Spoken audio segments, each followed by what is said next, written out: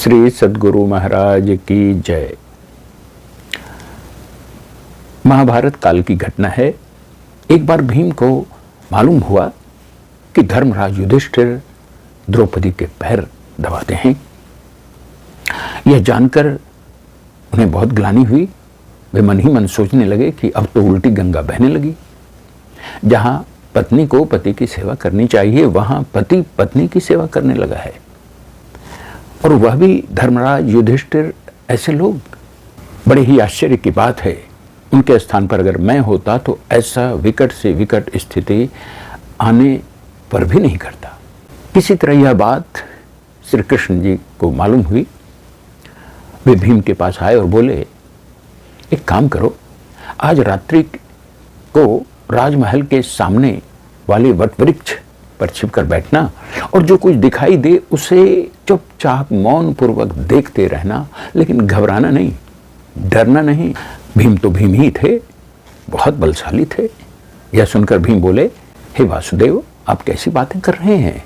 आप मुझ जैसे महापराक्रमी को, जिसके नाम के सुनने मात्र से कौरवों की विशाल सेना में हाहाकार मच जाता है, उससे डरने की बात कर रहे हैं? भीम की ये अहंकार भरी बातें सुनकर श्री कृष्ण मंद मंद मुस्कुराए और वहां से चल दिए। रात्रि को जैसा श्री कृष्ण ने बताया था, भीम उस वट वृक्ष पे जा बैठा और मध्य रात्रि के बाद उसे वहां विचित्र और नए नए चमत्कार दिखाई देने लगे। एक तेजस्वी व्यक्ति आया और उसने सामने की भूमि को साफ किया। फिर वरुण देव ने उस पर जल छिड़का। विश्वकर्मा के कारीगरों ने आकर मंडप और सिंहासनों की व्यवस्था कर उन्हें सुसज्जित किया। धीरे धीरे करके एक एक द्वारपाल उपस्थित हुए। फिर शुक्र, वामदेव, व्यास, नारद, इंद्रादि देवों का आगमन हुआ और वे सब यथाक्रम अपने अपने आसन पर आसीन हुए। इतने में ही उसे चारों पांडव भाई भी वहां आते हुए दिखाई दिए और उन्होंने भी वहां आसन ग्रहण किया। भीम यह देखकर चकित हुआ कि इन सब के आसन ग्रहण करने के पश्चात राज सिंहासन अब भी खाली है, और इतने में ही उसे एक तेजस्वी नारी आती दिखाई दी। उसे देखते ही सारे देवता, ऋषि मुनि और वहां उपस्थित सभी लोग उसके सम्मान में खड़े हो गए।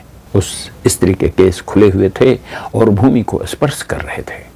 उसके हाथों में त्रिशूल, फरसा, तलवार आदि शस्त्र थे और उसने सिर पर मुकुट धारण किया हुआ था। उसके सिंहासन पर बैठते ही वहां उपस्थित सभी ने जय जयकार किया। भीम ने मन ही मन सोचा कि शायद यह स्त्री महामाया है, लेकिन जब उसने गौर से देखा तो उसे स्पष्ट हो गया कि यह स्त्री और कोई नहीं बल्कि द्रौपदी ही है। द्रौपदी ने उपस्थित सभी देवताओं से कुशल क्षेम पूछा और फिर यम से पूछा कि आज कितने घड़े भरकर लाए हो? यह सुनकर यम बोला कि देवी, 7 घड़ों में से 6 तो असुरों के रक्त से भरे हैं, लेकिन एक घड़ा खाली है। वह क्यों नहीं भरा?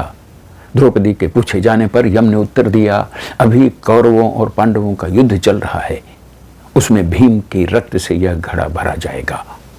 द्रौपदी ने पुनः प्रश्न किया, इसे भीम के रक्त से क्यों भरना है? यम बोला, क्योंकि उसे अपनी शक्ति का बड़ा अहंकार है।